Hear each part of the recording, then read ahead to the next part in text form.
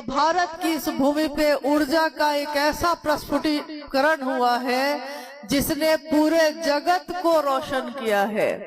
आपने अभी इस भजन में सुना, शिव साक्षात सिवान में आके गुरुमुख जग को किए।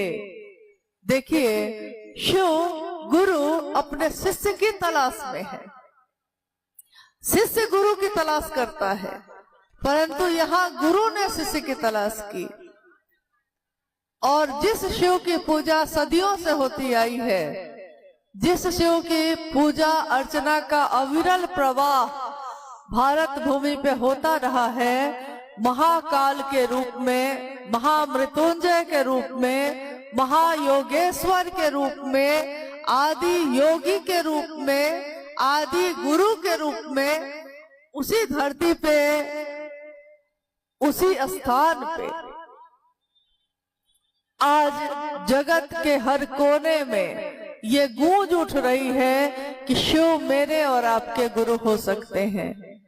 कभी हमारे लिए वो भगवान रहे, सिर्फ भगवान शिव, जिनको हम दूर से हाथ जोड़कर बस देखते रहे। हम सोचते थे कि महादेव तो सबसे बड़ी सत्ता है, वो मेरा आपका कैसे हो सकता है। हमने महादेव की पूजा भी की तो दूसरों पे आश्रित रहे। हमने रुद्रा अभिषेक भी किया, रुद्र का अभिषेक भी किया, तो किसी के श्लोक पे, किसी के वाक्य पे, किसी के कर्म कांड पे, किसी के ज्ञान कांड पे निर्भर रहे। कभी हमने ये नहीं सोचा कि वो महादेव जो भगवान है, जो देवों का देव है, जो गुरुओं का गुरु, सदगुरुओं का गुरु है, वो मेरे आपके जैसे सामान्य से अति सामान्य लोगों का गुरु भी हो सकता है।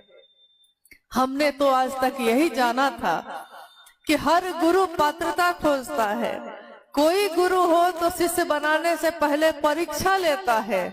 हमने ये नहीं जाना था अपने जीवन में, ये नहीं जाना था कि हम अपने हृदय का भाव अर्पित करेंगे और महादेव जो परम सत्ता है, जो पर ब्रह्म है, जो भगवान है, वो मेरे जैसे इंसान का भी गुरु बन सकता है। ये हमने नहीं जाना था। कोई आए मानव तन में, अगर साहब श्री का अवतरण न होता, उनका जन्म न होता, उनके मुख से हमने शिव की बात न सुनी होती, इन कानों ने श्रवण न किया होता, तो हमारे गुरु कभी भी शिव नहीं हो सकते थे। क्योंकि हजारों साल में जो काम नहीं हुआ वो इस कलयुग में हुआ। जो कभी सतयुग में न हो सका, जो त्रेता युग में न हो सका, जो किसी युग में न हो सका, कलयुग में ये सामने चरितार्थ हुआ कि हर व्यक्ति परमात्मा पथ का पथिक हो सकता है। हर मानव में ये पात्रता है कि वो जीव से शिव हो सकता है और मात्र शिव को अपना शिष्य भाव देकर ये काम हो सकता है। हम अपने गुरु शिव को क्या देते हैं? क्या महादेव मेरे जल चढ़ाने से खुश हो जाते हैं? हाँ, हो जाते हैं। क्या मेरे फल फूल चढ़ाने से होते हैं? हाँ, होते हैं। लेकिन अगर मेरे हाथ खाली हो, जैसे किसी ने कहा कि हे महाबुद्ध मैं आई रीते हाथ, मैं फल और फूल ला न सकी क्योंकि वो तुम्हारे योग्य न होता। मैं कुछ भी लाऊं तुम्हारे लिए वो तुम्हारा ही है, तुम्हारे योग्य न होगा वो। तो जहाँ जो फूल खिला है मैं उस डाली से ही उस फूल को अर्पण करती हूँ तुमको, और अपने हृदय की हुंडी को ही आपके सामने रखती हूँ। मेरे पास और कुछ भी नहीं। अगर हमारे पास होगा भी तो क्या होगा? एक इंसान के पास अगर कोई संपत्ति मिल भी जाए तो क्या मिलेगी? संपत्ति मिले भी तो महल अटारी में ये बात उठी कि कहीं तुम लालच में ना आ जाओ, इसलिए मैंने उन सोने के सिक्कों को ढक दिया मिट्टी से। पत्नी हंसने लगी जोर से।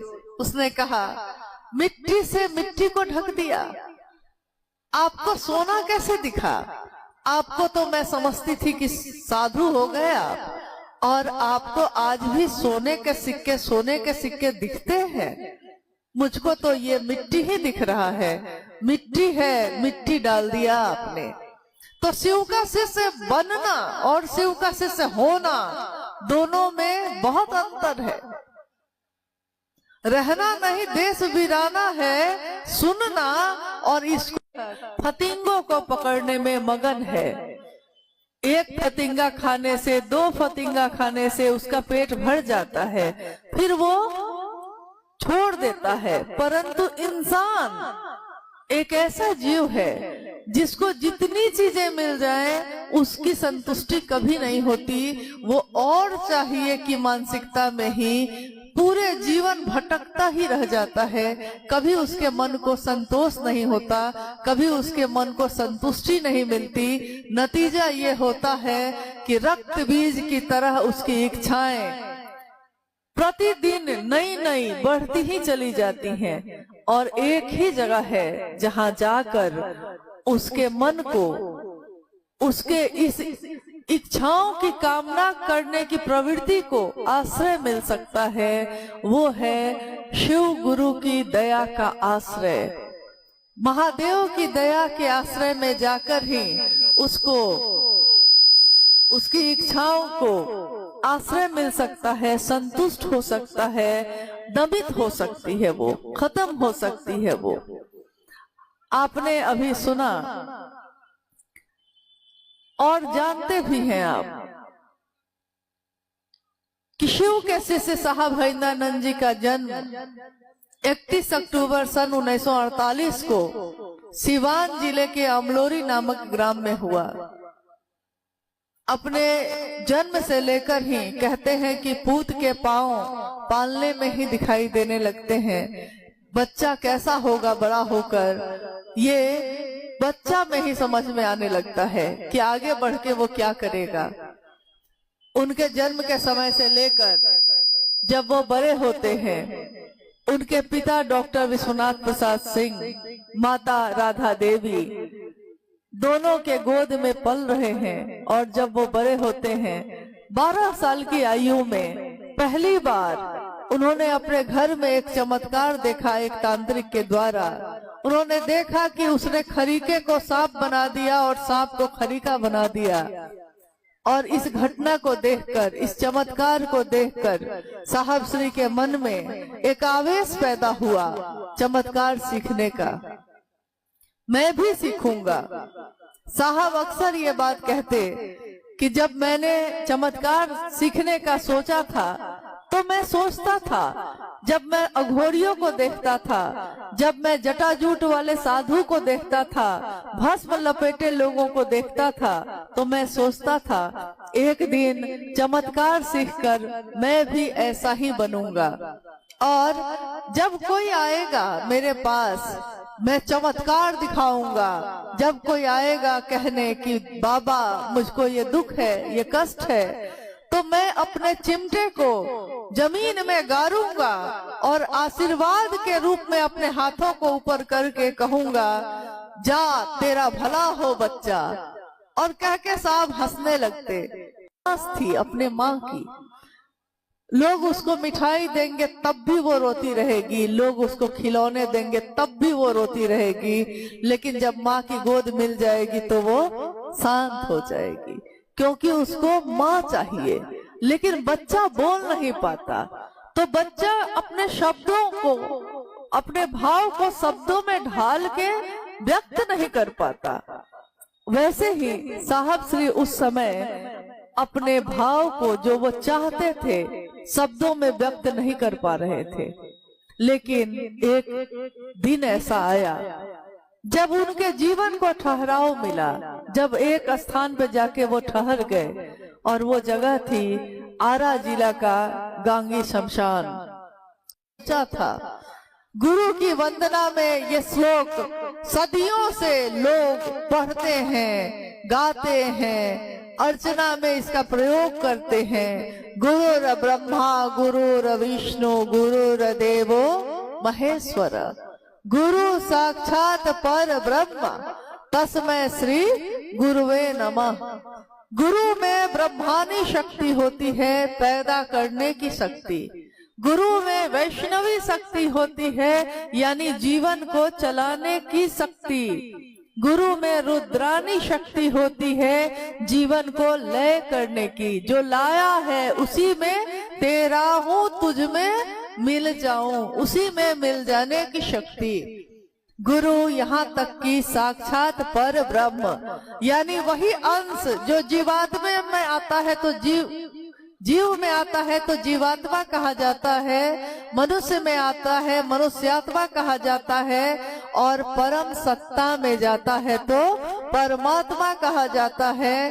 पर ब्रह्म गुरु ये सब होते हैं। साहब ने कहा कि मेरी आदत है कि मैं हर बात का उल्टा सोचता हूँ, तो मैंने उस समय यही सोचा था कि गुरु जब भगवान होते हैं तो भगवान गुरु क्यों नहीं है, और मैंने भगवान शिव को ही अपना गुरु बना लिया था। सन 1974 में उन्होंने शिव को अपना गुरु बनाया।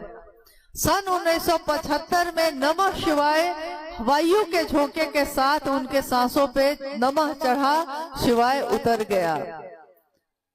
सन 1977 में जब बिहार प्रशासनिक सेवा में वो आए और उनका चयन हो गया, फिर उनकी ट्रेनिंग चली और उनकी पहली पोस्टिंग हुई गया के फतेहपुर में 2 महीने तक के लिए।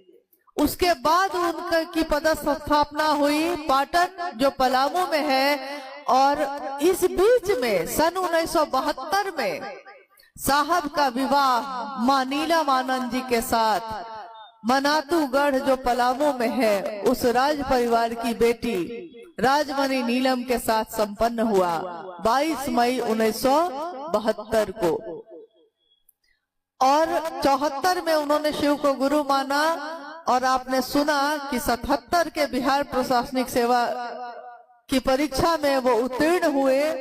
आपको सुन के ये आश्चर्य होगा कि अगर कोई व्यक्ति अध्यात्म के रास्ते पे चला जाता है तो फिर उससे लौकिक काम नहीं हो पाते, और अगर कोई आकंठ डूब जाता है लौकिक कामों में तो फिर उससे अध्यात्म का काम नहीं हो पाता। परंतु शिव के शिष्य साहब हरिनानंद जी ने अपने जीवन से, अपने आचरण से ये दिखाया कि वो लौकिक कामों को भी उसी संतुलन के साथ करते रहे जिस संतुलन के साथ उन्होंने पारलौकिक विधा भी पाई। बड़ी सिद्धियां दे दी जाती हैं, छोटी सिद्धियां सायास पाई जाती हैं, परंतु बड़ी सिद्धियां अनायास दे दी जाती हैं, जो साहब श्री को मिली थी। साहब ने कहा कि एक बार एक घटना है कि उनके कार्यालय के एक पदाधिकारी जिनके घर में साहब को उन्होंने बुलाया, साहब जाते हैं, घर में बैठे हैं, देखते हैं कि पदाधिकारी के पिता जो वृद्ध हो गए हैं अपने बिस्तर पे बैठे हुए हैं और पानी मांग रहे हैं। साहब ने कहा कि उन्होंने अपने बेटे से पानी मांगा, उसने भी अनसुना कर दिया। उन्होंने अपने पोते से पानी मांगा, उसने भी अनसुना कर दिया। और साहब श्री ने कहा कि ये देखकर मेरा हृदय व्यथित हो गया। मैंने कहा कि अरे आज भी ये आपके पिता हैं, इनको पानी क्यों नहीं देते हैं? इस पे उनके पदाधिकारी मित्र नाराज हो गए कि पिता मेरे हैं और आप समझाइएगा कि पानी दूं कि नहीं दूं। यही वाक्य साहब श्री यहाँ लेकर आए। जब उन्होंने शिव को गुरु माना और शिव के शिष्य के लिए लोगों से बात करने लगे तो उन्होंने देखा कि जगत गुरु शिव तो जगत गुरु शिव है, परंतु लोग, जगत के लोग शिष्य नहीं बन रहे। तो उन्होंने कहा, लोगों को याद दिलाने के लिए कहा कि महादेव आज भी गुरु है, शिव आज भी गुरु है। प्रारंभिक समय के गुरु भाई गुरु बहनों को याद होगा कि साहब ने पहला वाक्य, पहला स्लोगन यही दिया था, शिव आज भी गुरु हैं। फिर उन्होंने जब वो मधेपुरा में गए तो लोगों से जब बात करनी शुरू की, उन्होंने कहा शिव जन जन के गुरु हैं, एक एक व्यक्ति के गुरु हो सकते हैं। और समय गुजरा, साहब श्री ने कहा आइए भगवान शिव को अपना गुरु बनाते हैं, आइए भगवान शिव का शिष्य बनिए। और यही बड़े बड़े बैनर पे लिखा जाने लगा। साहब ने कहा मैंने बात नहीं बदली, मैंने स्थिति के अनुसार व्यवहार किया। मैं खेती करना चाहता था, परंतु मैंने देखा कि खेत ही नहीं है, लोग ही नहीं है। एक बार की घटना है कि एक हमारे गुरु भाई बीमार पड़ गए, बहुत बीमार हुए। सिलीगुड़ी किशनगंज के गुरु भाई हैं, सिलीगुड़ी के हॉस्पिटल में वो दिखाने गए। साहब उस समय रांची में रहते थे, तो साहब ने पूछवाया कि भाई फोन करके पूछो कि गुरु भाई का हालचाल, लोग बीमार थे, क्या हाल है। जब फोन गया रांची से, तो वो गुरु भाई उस समय एक डॉक्टर से अपना चेकअप करवा रहे थे। डॉक्टर उनके शरीर की का परीक्षण कर रहा था।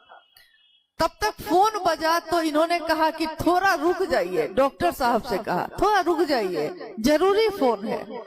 फोन उन्होंने उठाया, इधर से साहब की आवाज गई, क्या हाल है कन्हैया जी। कन्हैया जी जो गुरु भाई हम लोग के हैं, उन्होंने उधर से कहा कि जी डॉक्टर से दिखाने आए हैं। साहब ने कहा एकदम दिखाइए, इलाज कराइए, ठीक होइए, मिजाज बनाइए। कह के जब फोन उन्होंने रख दिया, तो उस डॉक्टर ने, जो हॉस्पिटल का डॉक्टर था, उसने पूछा किनका फोन था। इनके मुख से स्वभाववश निकल गया कि साहब का फोन था। फिर इन्होंने सोचा कि साहब कौन है ये जानता नहीं होगा, लेकिन डॉक्टर ने तुरंत कहा कि साहब हरिंद्रानंद जी की बात कर रहे हैं, शिव चर्चा वाले जो साहब हैं उनकी बात कर रहे हैं। इन्होंने कहा कि हाँ उन्हीं की बात कह रहा हूँ, उन्हीं का फोन था। तो डॉक्टर ने कहा जिसकी बीमारी के लिए स्वयं साहब पूछ रहे हो, उसको ठीक होने से कौन रोकेगा। वो जब लौट के आए तो उन्होंने साहब से ये बात कही, तो साहब ने कहा मेरा नाम हो गया, लेकिन काम बाकी है अभी। नाम तो हो गया, साहब मतलब कौन, जो शिव चर्चा वाले साहब हैं, जो शिव शिष्यता देने वाले साहब हैं, परंतु साहब का संकल्प पूरा नहीं हुआ। आज भारत भूमि के असंख्य जगहों पे आज भी साहब का संदेश नहीं पहुंचा है, साहब की बात नहीं पहुंची है। हम बिहार में भीड़ इकट्ठा करके ये नहीं सोच सकते कि सारे जगह पे साहब का संदेश पहुंच गया। हमको आपको जिस तरह मसाल जलानी पड़ती है और एक धावक दूसरे धावक तक पहुंचाता है, फिर वो धावक तीसरे तक पहुंचाता है, हम सबको भी साहब श्री का ये संदेश लेकर एक व्यक्ति से दूसरे व्यक्ति तक जाना होगा। सिर्फ हंगामा खड़ा करना साहब का मकसद नहीं, सूरत और सीरत भी बदलनी चाहिए, यही उनका मकसद है। शिव शिष्यता सूरत ही नहीं बदलती है, सीरत भी बदलती है, आचरण भी बदलता है। हम जब शिव की बात करते हैं, हमारे कदम स्वतः शांत हो जाते हैं, हमारा शरीर शांत हो जाता है, और इस शरीर में सारी ताकत है। जिस शरीर को शिव ने बनाया है, इस शरीर में ये ताकत है, ये शक्ति है कि अगर वो शिव से मिल जाए तो वो क्या नहीं कर सकता है। अभी सबने कहा इतनी ठंड है, इतनी ठंड है, और जब भजन बज रहा था तो सारे लोग ताली बजा रहे थे। तालियां इतनी बजी कि ठंड भी भाग गया ठंड भी घबरा गया कि इतने लोगों की ताली बज रही हो। देखिए आपके हाथ में ही वो ताकत थी कि आप इस ठंड को भगा सकते हैं, परंतु हमने हाथ का प्रयोग किया ही नहीं। तो हमारी सोच में वो ताकत है कि हम शिव की बात दूसरों तक पहुंचा सकते हैं। हमारे आचरण में ये बात है कि कोई मुझको और आपको देखकर शिव को अपना गुरु बना सकता है।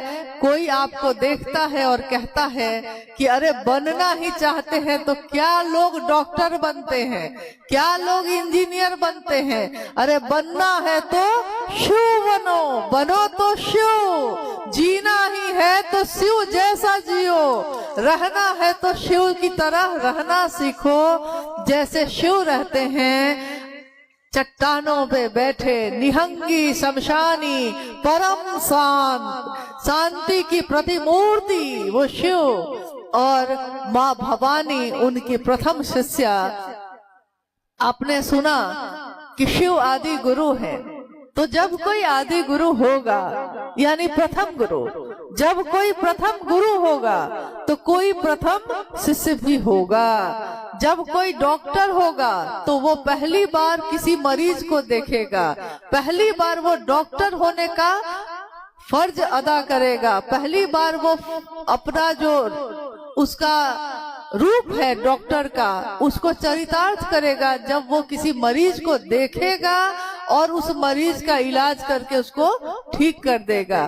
तो पहली बार अगर कोई कहता है मैं शिव का शिष्य हूँ, तो पहली बार जब कोई शिव का शिष्य है तो कोई गुरु पहला होगा, पहला गुरु होगा तो पहला शिष्य भी होगा। माँ भवानी शिव की प्रथम शिष्या कही गई, शिव की शक्ति। इसीलिए आगम और निगम की बात की गई। आगम का अर्थ होता है शिव के द्वारा जो ज्ञान भगवती को दिया गया उसको कहा गया आगम, और भगवती के द्वारा जो संसार को ज्ञान दिया गया उसको कहा गया निगम। इसीलिए शिव की शक्ति माँ भगवती के अर्चना में ये गाया जाता है, आगम निगम बखानी तुम शिव पटरानी। इसीलिए इस शब्द का अर्थ यही है। आज के इस शिव गुरु महोत्सव में जहाँ दूर दूर से आप सभी गुरु भाई गुरु बहन आए हैं और आपने इस बहुत ठंडे मौसम का सामना किया है, हम सबका उद्देश्य मात्र एक ही है कि महागुरु महादेव मेरे आपके गुरु हो गए हैं, परंतु हर व्यक्ति के गुरु नहीं हुए। हमारे गांव में, हमारे आसपास में भी बहुत जगह पे स्थान अभी खाली है। बहुत सारे लोग ऐसे हैं जिन्होंने शिव को अपना गुरु नहीं माना है और वो हमको और आपको देखकर ही मानेंगे। तो जब भी शिव की बात होती है, शिव भाव से संजात एक सामान्य भावाचरण भी संसार के लिए अनुकरणीय होता है। शिव भाव से संजात का अर्थ होता है भींगा हुआ। शिव का भाव, गुरु का भाव जब भींगता है, शिष्य के भाव में उतरता है, तो उसका एक सामान्य आचरण भी, उसको भी देखकर जगत के लोग सीखते हैं और कहते हैं कि इसके जैसा ही हमको भी बनना है। ये शिव का शिष्य बनकर इतना सुंदर हो गया, इसका आचरण, इसकी बोली इतनी सुंदर हो गई, मुझको भी शिव का शिष्य बनना चाहिए। लोग अपने घर परिवार, बहू बेटी सबके नाम की घोषणा कराते हैं। जब आपको देखते हैं, हमको देखते हैं, कहते हैं कि इतनी सुंदर बात से हम वंचित क्यों रहे। संसार में हमेशा एक जैसा समय नहीं रहता, समय बदलता है, सत्यता बदलती है, हमारी आपकी बदलती है, परंतु शिव की सत्यता नहीं बदलती।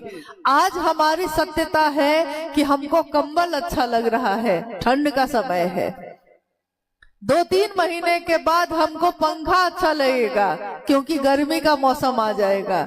सत्यता हमारी बदलती ही रहती है। आज जिससे प्रेम है, कल उससे नफरत हो सकती है, कल जिससे नफरत थी उससे आज प्रेम हो सकता है। सत्यता हमारी और आपकी बदलती है।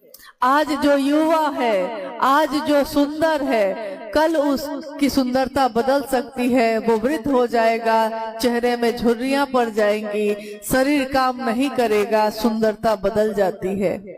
परंतु एक सत्ता ऐसी है जिसके बारे में हमारे ऋषि मुनियों ने भी कहा कि जिसकी सुंदरता कभी नहीं बदलती, सत्यम शिवम सुंदरम, सत्य शिव है, सुंदर शिव है, उसकी सुंदरता कभी नहीं बदलती। तो हमको और आपको उसका साथ लेना चाहिए जिसका सत्य नहीं बदलता, जिसकी सुंदरता नहीं बदलती। आइए हम सब उस भगवान शिव का साथ लें जिसका साथ मिलने से जीवन की दशा और दिशा दोनों बदल जाती है। मैं नहीं जानता, साहब श्री ने लिखा है अपनी पुस्तक में, और कोरोना काल में लिखा। उन्होंने कहा, मैं नहीं जानता संसार की दशा और दिशा शिव के बगैर कैसी होगी, परंतु यह मैं जानता हूँ कि शिव के साथ मानवता सबल होगी, सुसबल होगी, सुवासित होगी, सुगंधित होगी और हमेशा समानता, सहृदयता, शांति के सुमन खिलाएगी। ये मैं जानता हूँ। आज देखिए, आज हम शिव के शिष्य गुरु भाई और गुरु बहन बने हैं, तो क्या हम में अंतर आया? आज हम अलग अलग जाति के, अलग अलग धर्म के, वर्ण के, कोई अमीर है, कोई गरीब है, अलग जाति, अलग धर्म, अलग वर्ण, अलग संप्रदाय, अलग लिंग, पुरुष और स्त्री, परंतु हम सब के हृदय के भाव एक हो गए। और यही बात साहब ने कही कि कभी ऋग्वेद ने लिखा था ये, कभी ऋग्वेद की अंतिम ऋचा ये कहती है कि हम सब की सभा एक हो, हम सब का लक्ष्य एक हो, मंजिल एक हो, और हम सबके हृदय में जो भाव संचरित होता है वो भाव भी एक हो। आज जितने भी लोग, हम लोग आज इस समय अपने गुरु की दया के आश्रय में बैठे हैं, हम सबके हृदय में एक ही गूंज उठ रही है, महागुरु महादेव सबके गुरु हो जाएं। ये हरा भोला हरा शिवा की गूंज जो आज हमारे आपके घरों में उठती है, ये जागरण भजन जो दीदी नीलम आनंद जी का है, ये हमारे घर में, हमारे चर्चा स्थलों पे गूंजता है। ये हर व्यक्ति के दिल की धड़कन बन जाए, इसकी कामना साहब श्री ने की। उन्होंने कहा कि मैं जब मंदिरों में घंटी बजते सुनता था, जब मैं सुनता था कि मंदिर में कोई घंटी बजाता है, तो मैं उसकी मधुर ध्वनि को सुनकर सोचता था कि मंदिरों की, शिवालयों की मधुर घंटियों को मैं मानव के जीवन में घोलना चाहता हूँ। ये मधुरता घुल जाए, आपके अंदर जो संकीर्णता है वो तिरोहित हो जाए, मानव का मानव से प्रेम हो जाए। और देखिए, आज मानव का मानव से प्रेम घटित हो रहा है। जो साहब ने चाहा, जो साहब ने सोचा, वो आज हम सबके जीवन में ये गुजर रहा है। आज हम सब एक दूसरे के भाई और बहन बन गए। हम सब का लक्ष्य एक ही है। क्या है? गुरु स्वयं शिव हम सबके लक्ष्य है। हम सब का रास्ता एक ही है। क्या है वो रास्ता? शिव शिष्यता का राजमार्ग है। और इस राजमार्ग पे गुजरने वाला हर पथिक का पाथे, यानी रास्ते में अगर भूख लगे, प्यास लगे, तो वो क्या खाएगा, क्या पिएगा?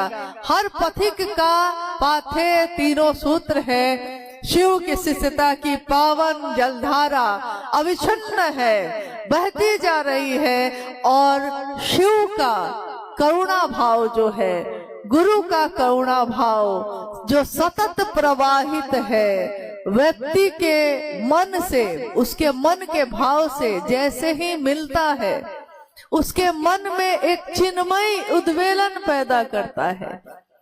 और उसके मन का भैरव दैविक, दैहिक, भौतिक तीनों तरह के अवगुणों को त्रिशूल से विदीर्ण करता है। महादेव की करुणा, यानी कि महादेव का गुरु भाव जैसे ही शिष्य के मन से, शिष्य भाव से मिलता है, जिस स्तर पे जाकर के दया होते तकी न हो जाते, महादेव के दया से दुख भी गुजर जाते और महादेव के दया से सुख भी आवे लगते। लोग यही कहते हैं कि महादेव की दया होगी तो क्या नहीं होगा। दैविक, इसमें कहा गया दैविक, यानी ऐसे कर्मफल जो मैंने कभी कर्म ऐसे किए होंगे, किसी और जन्म में किए होंगे, परंतु उस जन्म का कर्मफल इस जन्म में भोगना पड़ता है। दैविक यानी जो ऊपर से ही कर्मफल भोगने की व्यवस्था है। दैहिक, शारीरिक कष्ट जो है, जैसे बहुत लोगों के पैर में दर्द, शरीर में बीमारी, यहाँ तक कि कितने लोगों के जीवन की अनुभूति है कि कैंसर जैसी बीमारी भी डॉक्टर ने जब जवाब दे दिया है और उसने महादेव से दया मांगी है, दया ही मांगी है, और अगले कुछ ही दिनों के बाद पता चलता है कि कैंसर तो है ही नहीं। ऐसी कितनी घटनाएं बहुत लोगों के जीवन में हुई हैं। शिव ने दिया ही दिया है, शिव ने क्या नहीं दिया, परंतु हमारा आपका मन कृतज्ञ होता है कि नहीं। तो दैहिक जो भी पीड़ा है, भोगने की व्यवस्था है, उसका संहार करते हैं शिव। भौतिक यानी हम सोचते हैं कि मेरे पास कुछ भी नहीं है, परंतु साहब श्री की उस वाणी को याद करिए जिसमें साहब ने कहा कि मैंने अपने गुरु शिव से इस बात के लिए लड़ाई की कि क्यों कोई साधु होगा तो वो फटे चिटे कपड़े पहनेगा, क्यों जब कोई साधु होता है तो उसके पाँव में चप्पल भी नहीं होती। कोई साधु होगा, कोई शिव का होगा तो वो अच्छा पहनेगा, अच्छा खाएगा, अच्छा जीवन जिएगा। और साहब ने कहा मैंने अपने गुरु शिव से लड़ कर ये आपके लिए लिया है। जो पहले साधु लोग को कुछ भी संभव नहीं था, कुछ भी उपलब्ध नहीं होता था, आज आप अच्छा पहनने लगे, आप अच्छा खाने लगे। महादेव की दया से क्या नहीं मिला। इतना ही ना साहब ने चाहा कि जो आपको मिला है उसमें थोड़ा अपने महादेव के लिए करिएगा, महादेव की बात दूसरों तक पहुंचाइएगा, बस इतना ही चाहा साहब ने। क्या हम सभी शिव के शिष्य साहब श्री की इस चाहत को पूरा नहीं कर सकते? आप में से जितने भी लोग यहाँ उपस्थित हैं, अगर एक आदमी भी प्रतिदिन एक व्यक्ति को भी शिव का शिष्य बनाएगा तो साहब की ये चाहत पूरी होगी कि नहीं? हम साहब और दीदी को क्या दे सके? कुछ भी न दे सके। उन्होंने दिया ही दिया, परंतु हमने साहब और दीदी को क्या दिया? तो क्या एक शिव शिष्य का उपहार हम प्रतिदिन दे सकते हैं कि नहीं? कहिए कि आप कर सकते हैं कि नहीं? एक शिव शिष्य का दान, एक शिव शिष्य का उपहार अपने साहब और दीदी को हम दे सकते हैं कि नहीं? और ये प्रतिदिन हमको करना होगा, क्योंकि प्रतिदिन हम अपने जीवन को चलाने के लिए कमाते हैं, प्रतिदिन हम भोजन बना के खाते हैं, तो प्रतिदिन हमको अपने गुरु के लिए भी एक नाम की घोषणा तो करने का संकल्प लेना ही होगा। कभी गुरु भाई गुरु बहन ऐसे भी हुए हैं प्रारंभिक समय में जिन्होंने ये प्रण कर लिया था कि अगर सुबह में किसी के नाम की घोषणा नहीं होगी तो हम भोजन नहीं करेंगे। ये प्रण उन्होंने साहब से सीखा था। जब साहब श्री मधेपुरा से पटना आए और 9 महीने तक वो लोगों से कहते रह गए कि महादेव को गुरु बनाइए, 9 महीने तक लोग गुरु नहीं बनाए, तो साहब ने एक दिन माँ नीलम आनंद जी से कहा कि नीलम, आज हम लोग खाना नहीं खाएंगे, मैं तो भोजन नहीं करूंगा, बच्चों के लिए बनवाइए लेकिन मैं भोजन नहीं करूंगा। क्या खाक ये जीवन है? सारा काम हो रहा है, महादेव का ही काम नहीं हो पा रहा है, एक व्यक्ति भी शिव का शिष्य नहीं बना।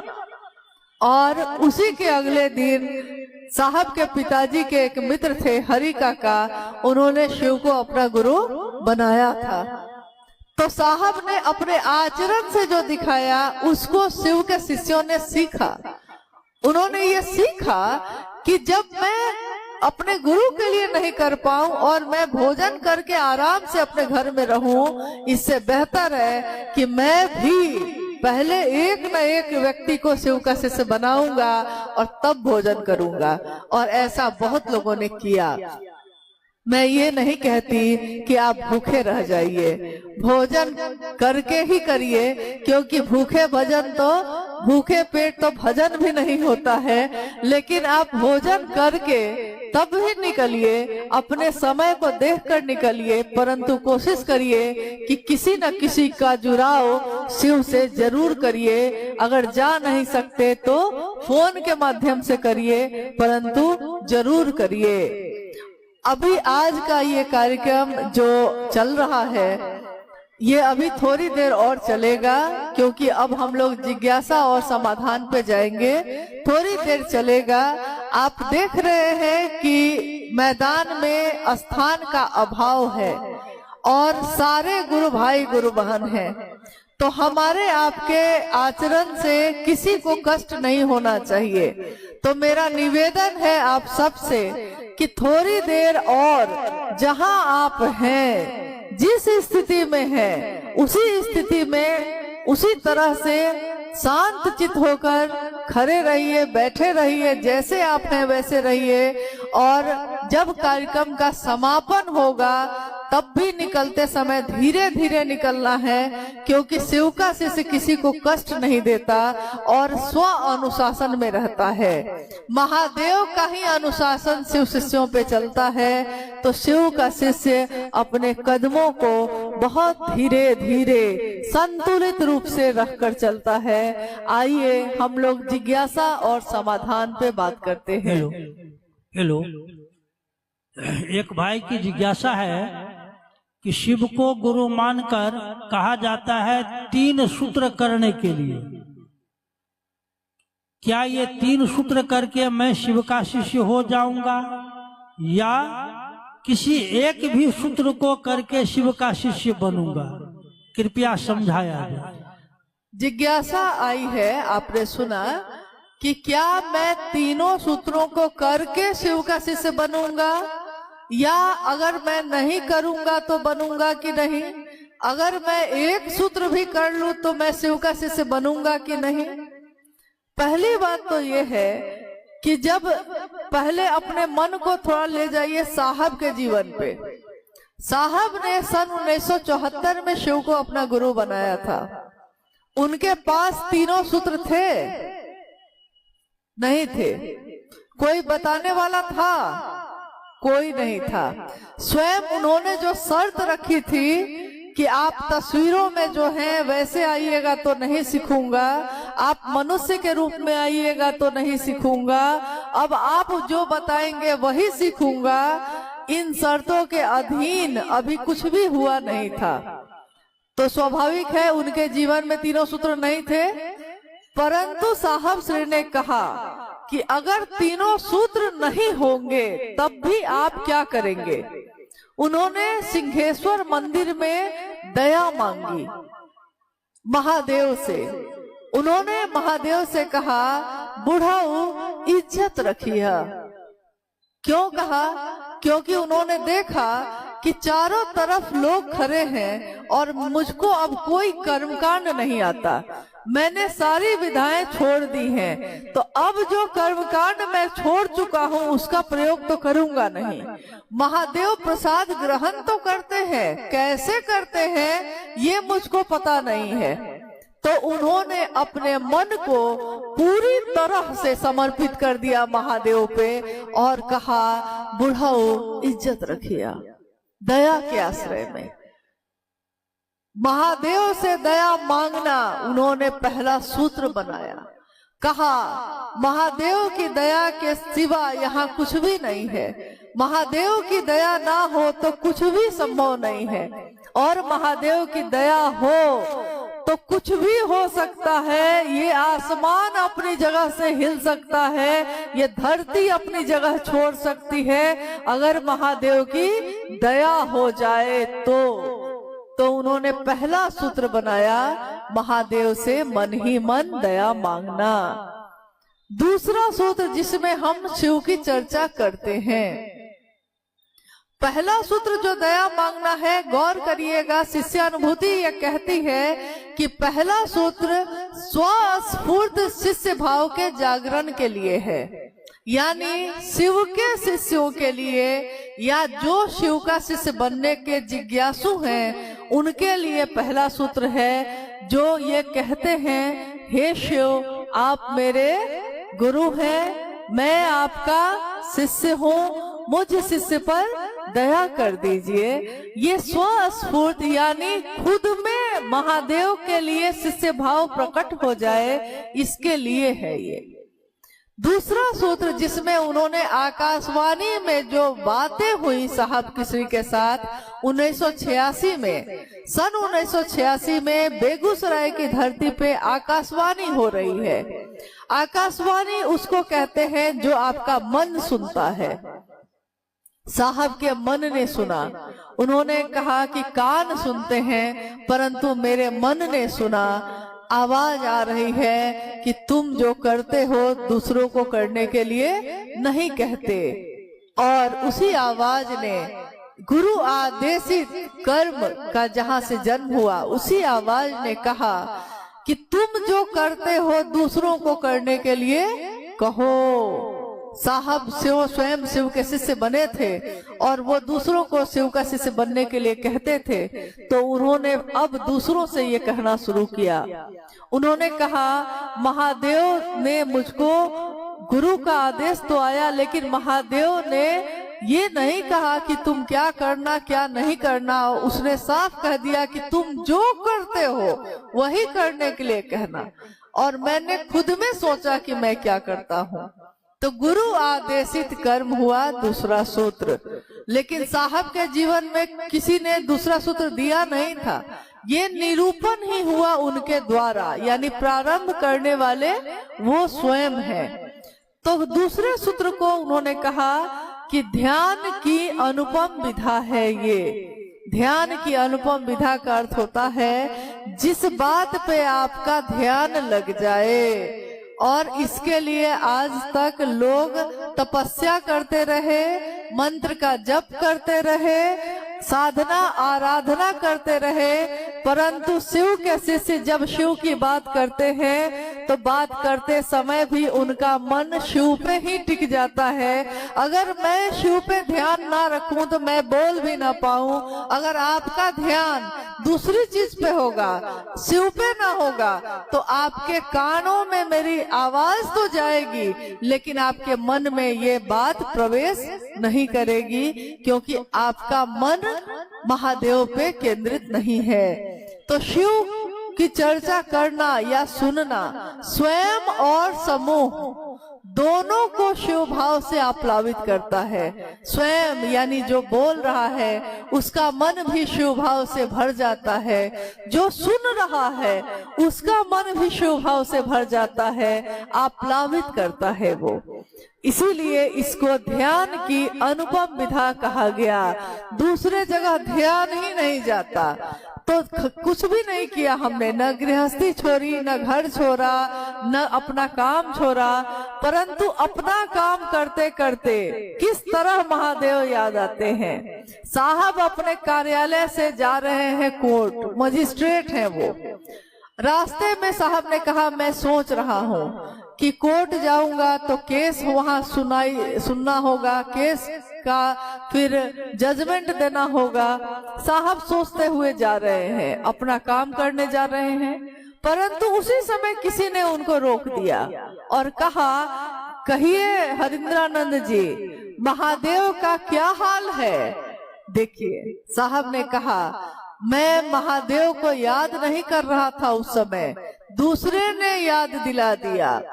और हमारे हाथों में कंगन देखकर कोई और पूछ बैठता है, हम जा रहे थे बाजार, कोई और पूछ बैठता है, कहिए शिव चर्चा कैसी चल रही है, महादेव का काम कैसा चल रहा है। हमको याद आ जाते हैं महादेव। तो धरती पे हम चाहे जहां भी जाएं, वहां हमको अगर हम भूल भी जाएं तो दूसरे याद दिला देते हैं। ध्यान की अनुपम विधा है ये। तीसरे सूत्र में कहा गया कि शिष्यता के भावांतरण के लिए ये जो मेरा विचार बना है कि शिव मेरे गुरु हैं, ये मेरा स्वभाव बन जाए, शिष्य भाव बन जाए। तो शिष्यता के भावांतरण के लिए तीसरा सूत्र साहब श्री ने कहा। तीसरे सूत्र में जिसमें हम महादेव को प्रणाम करते हैं, प्रणाम भी हमारा आपका मन करता है। तो जब हम महादेव को प्रणाम करते हैं हमारा मन झुकता है, और जब मन झुकता है शिष्य भाव से भरता है तो महादेव की दया शिष्य भाव पे होगी, शिष्य पर होगी। इसलिए तीनों सूत्रों में से कोई सूत्र ऐसा नहीं है जिसको छोड़ा जा सके। कोई अगर शिव का शिष्य होगा तो चाहे आप उसको 3 सूत्र बताइए या नहीं बताइए, वो करेगा 3 सूत्र ही जो साहब श्री ने किया। और अगर एक सूत्र से काम चल जाता तो साहब तीनों सूत्र नहीं बताते। तीनों सूत्र जरूरी है। जब सिर्फ हम शिव चर्चा करते हैं तो हमारा मन अहंकार से भर जाता है। एक हमारे पुराने गुरु भाई, एक बार जब वो आए तो लोग उनके बारे में कह रहे थे साहब से कि ये हर बात पे बिगड़ रहे हैं, हर बात पे क्रोध में आ रहे हैं। साहब तो साहब हैं, बीमारी समझ गए। उन्होंने पूछा कि उस गुरु भाई से पूछा कि नमः शिवाय से प्रणाम कर रहे हैं आजकल? गुरु भाई ने कहा जी सर कर रहे हैं। साहब ने पूछा कितनी बार कर रहे हैं? उन्होंने कहा कि 24 घंटे में 108 बार माला पे 108 का जप कर रहे हैं। यानी 24 घंटे में एक माला जप के लिए साहब ने कहा। उस गुरु भाई ने सोचा कि अच्छी चीज है तो जितना ज्यादा करेंगे उतना अच्छा होगा। तो उन्होंने साहब से कहा कि जी करे छी 108 बार 108 माला पे करे छी। साहब ने कहा ये आपने क्या किया? अति हर चीज की बुरी होती है। लोग कहते हैं कि दूध पीजिए अच्छी चीज है, बहुत पी लीजिएगा तो पत्थर हो जाता है पेट पे। लोग कहते हैं प्रोटीन खाइए, बहुत खा लीजिएगा किडनी फेल हो जाएगा। यानी अच्छी चीज की भी अति हो जाए, उसका संतुलन बिगड़ जाए तो वो और विनाशकारी होता है, हानिकारक होता है। तो जितना भर साहब ने कहा गुरु की दया गुरु आदेशित अनुसार करने भर से मिलती है। जितना भर साहब श्री ने कहा है उतना ही करना है, न उससे ज्यादा ना उससे कम। इसलिए कि हमारा मन संतुलन में रहे। शिव चर्चा करते करते वक्ता अगर सिर्फ बन गए हम तो हमारा मन अहंकार से भर जाता है, अकड़ से भर जाता है।